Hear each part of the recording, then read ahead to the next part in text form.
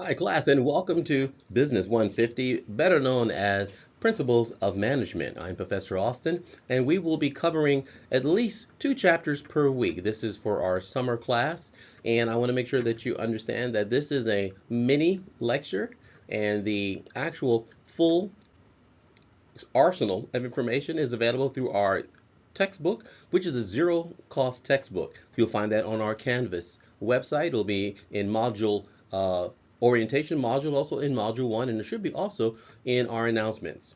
So we're going to cover chapters one and chapters two. Chapter one will be talking about managing and performing, and then chapter two will get into managerial decision making.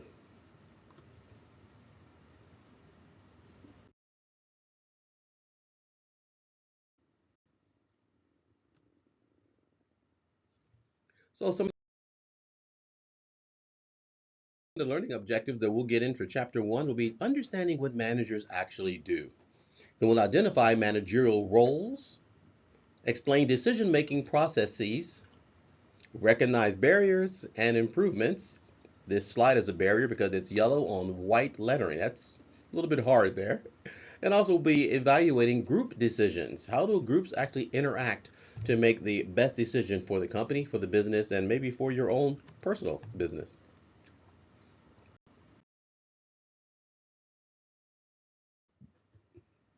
So I've been a manager for, I think, most of my adult life, ever since I was 15 years old. At 16, actually, I became the general manager of a restaurant called Taco Bell back in Hampton, Virginia. It was crazy because I was still in high school, and I think I showed such potential of being a leader that they said, you know what do you think about managing the restaurant? I'm thinking, well, I'm only 16 years old. But somehow they saw that I had the ability to communicate with others very well. One of the things that managers do is communicate with their employees. I was able to set and achieve organizational goals, guide teams towards performances. Our performance at Taco Bell back in the days was making sure that we ended up with a great bottom line at the end of the evening, that we didn't have as much waste product, so to speak, and that we ended up with sales that were better than the other restaurants. And then we monitor the progress. We actually monitor the progress of our employees. That's what managers actually do. Some of the roles some of the actual roles that you'll see in managerial world is interpersonal role. You're going to actually talk more one-on-one with your employees. Informational role, I'm going to tell them exactly what's going on in the company, what I'm expecting, and so forth, and that's what most managers will be doing. I have a decisional role. I have to make sure that I make thorough decisions. When I was in the U.S. Navy for 20 years, I was a public relations officer, and it was important to make those, let's say, decisions that were clear, that were, let's say, accurate, and that were timely. And then roles vary by positional level. And that's something important that I guess I stood my ground on. When I first came in the military, I was one of the lowest ranking, which is E1. Then I moved up to E6, and from there I became an officer, and my role was completely different. As in the military, I was more of a follower when I was say at the E1, E2, E3 level. And when I started making more rank, I became a leader. A lot more responsibility, a lot more was expected of me.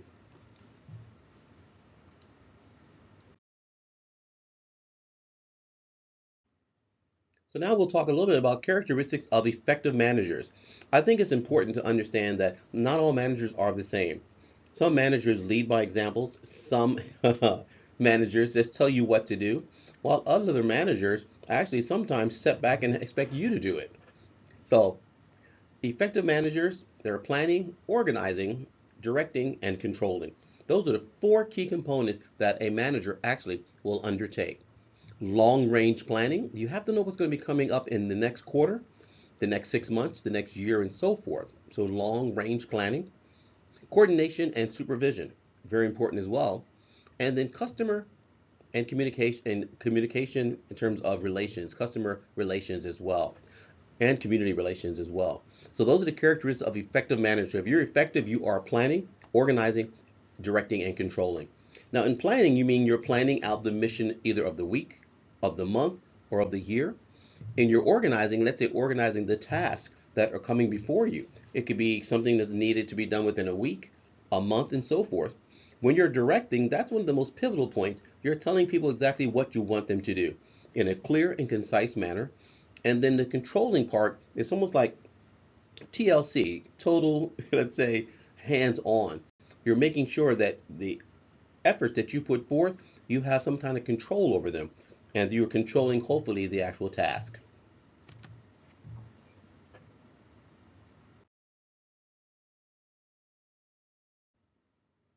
So now we have 21st century managers, which are global, let's say, strategists, technology experts. That is paramount right now, especially with AI. Skilled communicator as well as politician, leader, and motivator. That's a 21st century manager. These are the four things that are essential to be an effective manager.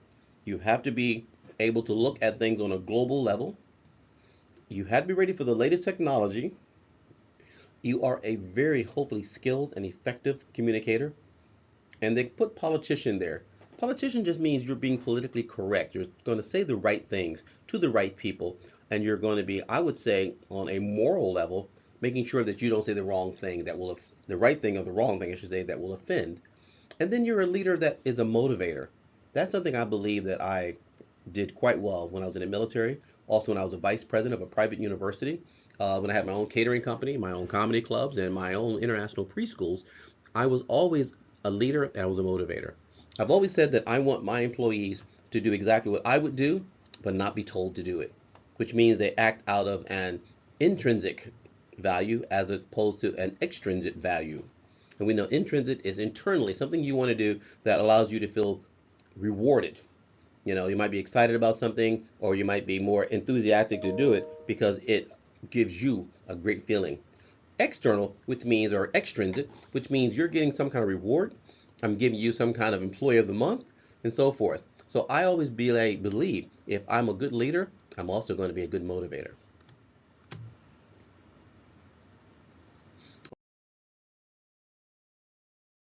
All right, chapter two. Chapter two basically shifts us into more of a managerial decision making mode. Now it's time to actually, on a day to day basis or maybe on a weekly basis, make decisions that will move your company forward. Welcome to chapter two.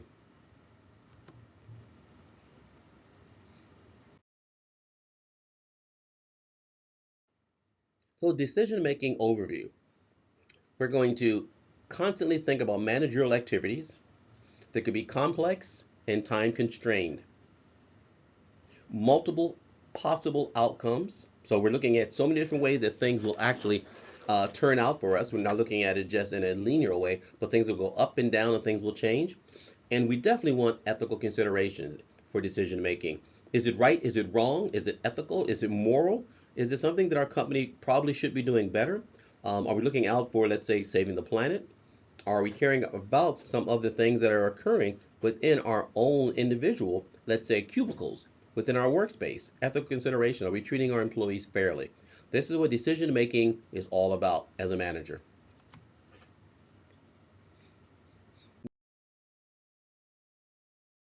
Now, we know that we are always going to want to try to do the best of the best, but we're going to have challenges. So decision making comes with challenges. One of the challenges is incomplete information. Now, you may have a manager that tells you what to do, but not how to do it, when to do it, the priority of it to be done. That's important as well.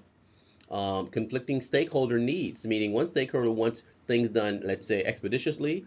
This is their priority. Let's say we're meeting with the mayor or we're meeting with the employees. Which one is the most important factor in that particular moment? Those are stakeholder needs. And then no single or correct answer in terms of decision making. I think a lot of times when I was managing restaurants or when I was doing things in the military, okay, I always thought about there's no right or wrong way to do it. It's just hopefully the way that is needed at the given time. And that's why there's no single or correct answer when you're making decisions. You're going to make a few mistakes here and there, but when you write down what the mistakes were, you try not to relive those mistakes.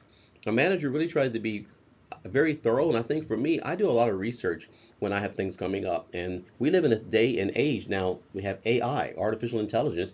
We've got ChatGPT. We've got Grammarlink. We have so many tools, invaluable tools, I would say, that will help us do our job more efficiently and more effectively.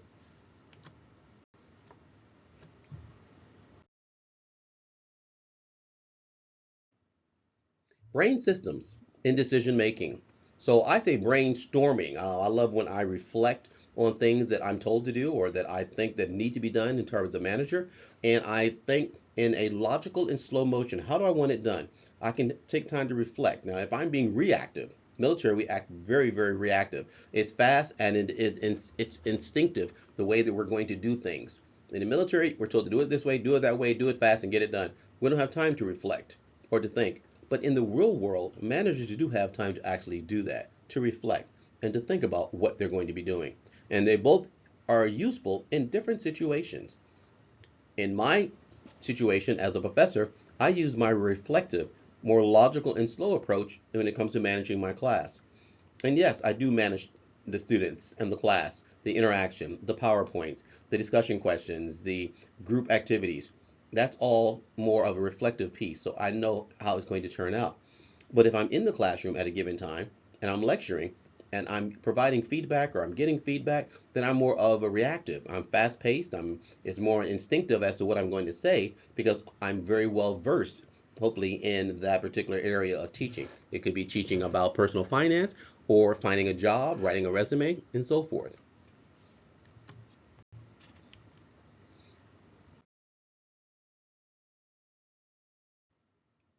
We are going to run into some things which I like to call programmed decisions. They are routine decisions, also based on rules and guidelines, faster and efficient. So sometimes when it's program decisions, there is no reason to reflect and there's no reason to debate it. If this is the standard routine of what we normally do, then this is what we're going to actually recommend and advise. It's also based on rules and guidelines. Here at the community college, Southwestern College, we are governed by policies and procedures.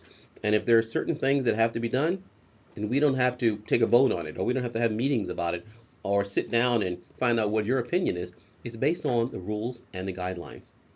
I'm the faculty advisor on the fashion club here at Southwestern College, and there's times that we really want to do so many amazing things for performing and renting a venue and providing food and but there's so many rules and guidelines that we have to abide by that restrict us or limit us or keep us in certain parameters, and that's fine. But as long as we know what the rules are and the guidelines are, then we can actually appreciate those programmed decisions. Sometimes they do make things faster and efficient. We were trying to get an outside venue, and it was determined that the outside venue was not going to be available. So then we shifted gears and moved to an inside venue, okay, which was again rule oriented. You can't bring food in and refreshments, etc. And so those are the moments where you manage, your situation. Me as the faculty advisor to the students, I have to manage that. They expect me to know the rules and the guidelines so we can move forward. That's a good management tool.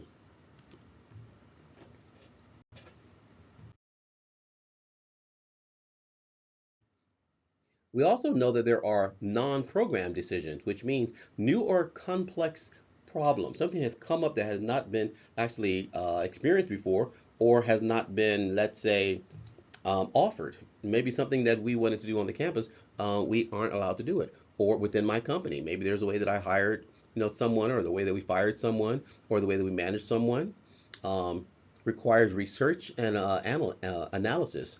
And then it's a little more time consuming. This is a non-program decision, which means it's not a fix it all. It's not one of those things where it's automatically been done. It's new, it's a complex problem.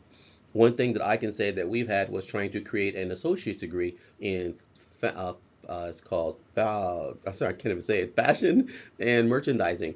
One of our sister colleges, Mason College, as well as City College, they have a fashion associate's degree. It's called fashion design and merchandising. And we were excited to maybe put that together, but it's new, it's a complex idea, and it's a little bit problematic, I should say, because we got to figure out the faculty is going to teach it, the facility where we're going to house the actual modeling stuff. And modeling and merchandising includes sewing machines, it includes fabric, models, mannequins. So those are the moments if you're going to manage something like that. This goes back to being a manager. You got to think of it as a non-programmed decision. So you've got to do the research, and I'm doing a lot of research. I'm already finding out who already has the programs. I'm trying to duplicate their curriculum to figure out we're going to teach this first, then this, then this. Then we're going to have other classes that will build into the major. Then it prepares them for maybe a bachelor's degree next, Arizona State University, which is one of the universities here at Southwestern College, they already have a fashion and merchandising program at the bachelor's degree level. So we're thinking, why can't we use this as a stepping stone, or let's say a filter that's going to filter them up and stream into their bachelor's degree program? So again, managing, thinking of a way to manage that particular new associate's degree.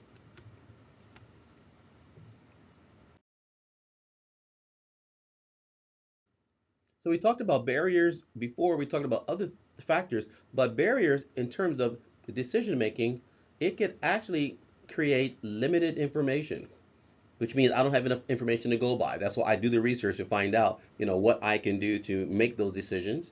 There's a time constraint. I need things done now, but other folks who may be holding the pieces to the puzzle may be a little more slower to give me the information. So there's a time constraint that I'm dealing with. That's another barrier that I will experience for decision making.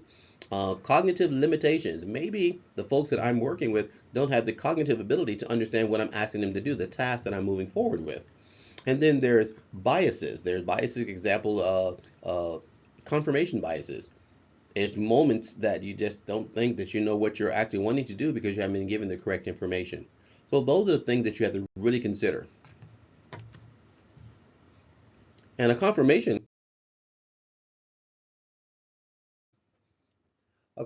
bias basically is focusing on supporting the information, ignoring conflicting data, and it also leads to poor decision making. So when you have confirmation bias, you know you're being biased for a particular decision that you have to pass on and you're trying to manage your situation.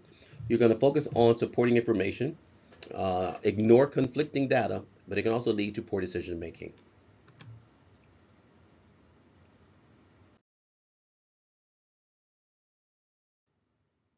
Now, improving decision making is going to lead to gaining more experience. Use data and research. Everything we do here at the college is data driven. So if we decide to do something, we look at the numbers, we look at the amount of students, we look at the amount of folks that are involved in the program, we look at the folks in the community. There's so much that is driving us to move forward with some projects and being able to manage them that we have to look at the data and then do the research. Involving others is critical because we want to find out if the community wants some of the things we're producing. For example, if we are going to be trying to put together the associate's degree in fashion and merchandising, who are we competing with? Because we're so much souther than the 52 freeway, so to speak, that we aren't competing with Miramar College. Our slight competition will be Mesa and City because they're just about 20 minutes away from our college. But because of the amount of students we have, we're not going to impact their student population. They've got easily 30,000, 40,000 students. We're at about 25,000 students. So our students actually need this program. They can't go to Mesa because Mesa College is already impacted for their fashion and merchandising program.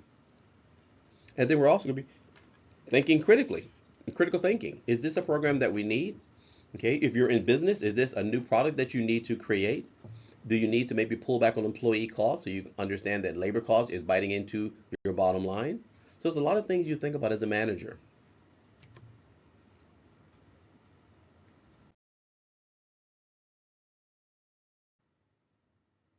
Effective technology. Sometimes you have to think about quick decision making, evidence-based decision making, and being creative and being able to look at alternatives. So being creative in thinking of something different you can do, different ways of doing things is important as well. Because sometimes we get steadfast on the way that we always are doing things. There's another way of actually doing things, and we have to embrace that. I think if we're open-minded and we surround ourselves with people who are, let's say, uh, very savvy or very knowledgeable about the area that we are trying to fix or fix a problem, then we should be open-minded and listen to some creativity. I've had to do that in many instances, especially in teaching, that the students have told me, hey, this might be something better, that we can do, or it's a better way around it. It's like, oh, then I need to be more open-minded and maybe change the way I teach. That's all still part about managing the class, managing the curriculum, managing the students.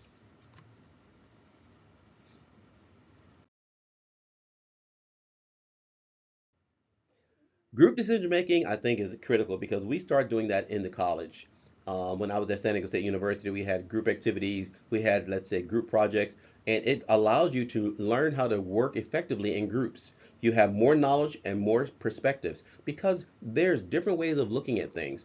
And with all the different backgrounds, the diversity that's let's say included in a community college and at a university, you can have so many different ideas that can come from India, from Japan, from China, and you have to be open to that. So group decision making is really an effective way to move things forward, especially in your company.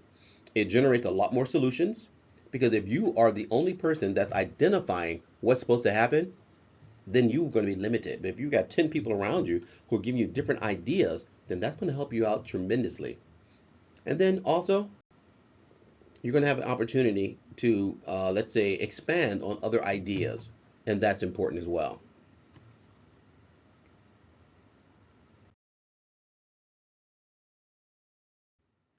So group decision challenges is group think. Sometimes you get to the point where the group thinks the same way and you can't break them out of that logic. You may run into conflict. Some people, maybe a cultural difference. Some people may not do that in Mexico while they do things differently in, let's say, America. People may do things in New York a certain way, but not in California. So you're going to have conflicts when you have actually group decision making. And those are some of the challenges. And sometimes you're going to suppress ideas because some people may have some great ideas, but they're so shy or introverted that they are the kind of person who would rather just be seen and not heard. And as a manager, those are the folks you need to pull aside and say, hey, we want you to be part of these conversations. We want to hear your ideas. I bet you got some amazing things to say. Encourage your team to speak up and to be heard.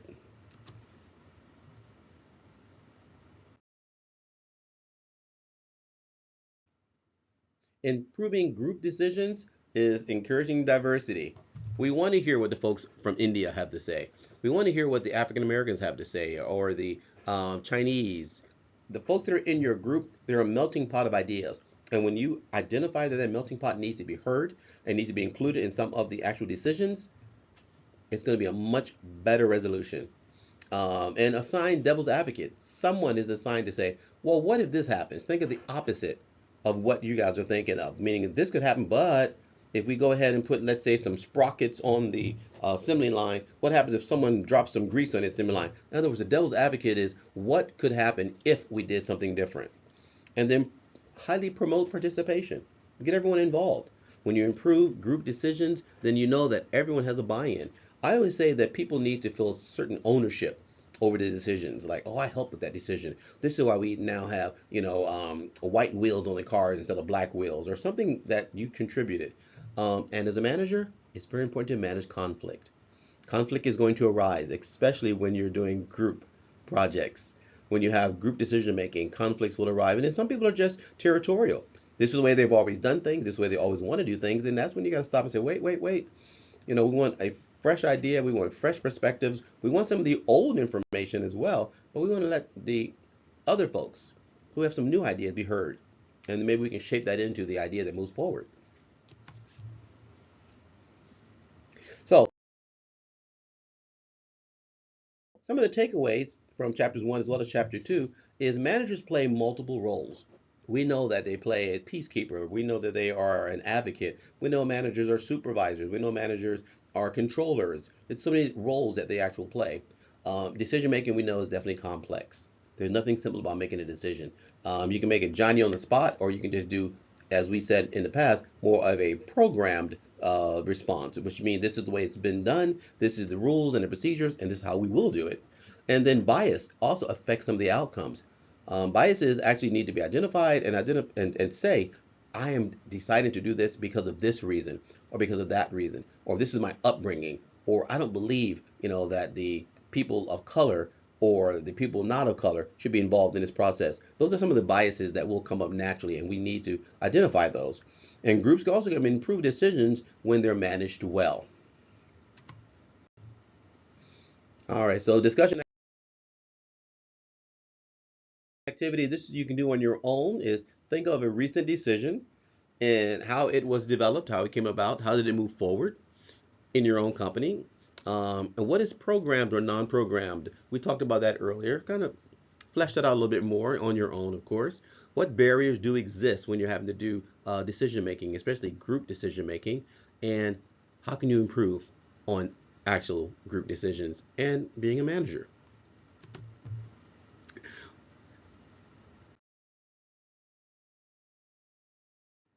With that said, folks, that is chapters 1 and chapters 2 in a nutshell.